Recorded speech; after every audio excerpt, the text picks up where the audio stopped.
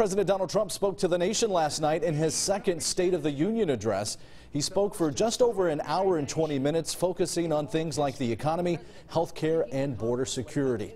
WNCT's Dylan Huffman spent the day talking to local political leaders, getting their reaction to the speech. And Dylan, what did you find out? Ken, it was a very interesting speech, not too different from a lot of the other speeches that we have heard from the president in the past. But I think just like in Washington, here at home, Democrats and Republicans don't seem to agree with each other.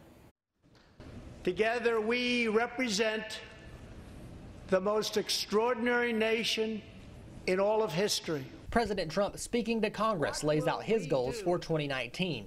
I ask the men and women of this Congress, look at the opportunities before us.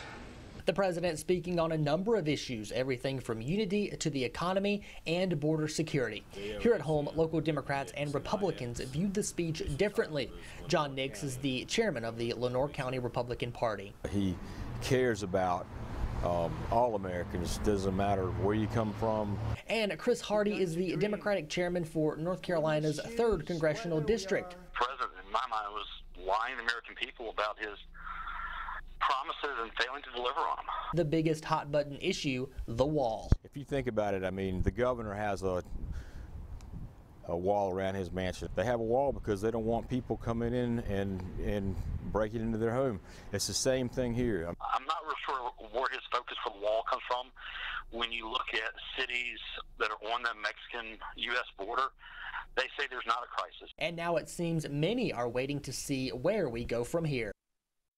The president last night hitting on a number of topics, as we just said. Congressman G.K. Butterfield, who represents North Carolina's 1st District, was in the chamber listening to the speech, and here's what he had to say. But I was very disappointed with what I saw Tuesday night. What we saw again was nothing but empty rhetoric. Donald Trump needs to understand that he does not dictate the federal government.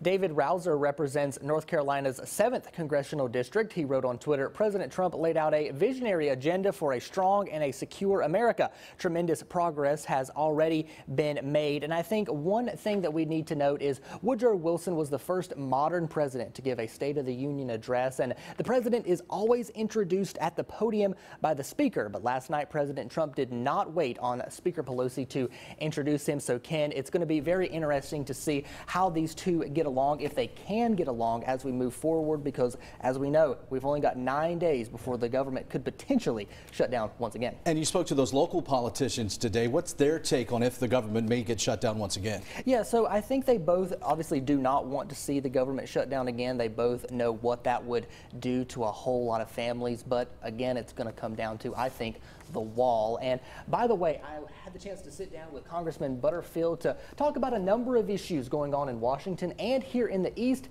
You can catch that full interview tomorrow in your news at 6. All right, Dylan Huffman in the studio with us. We will check in with you again at 5:30.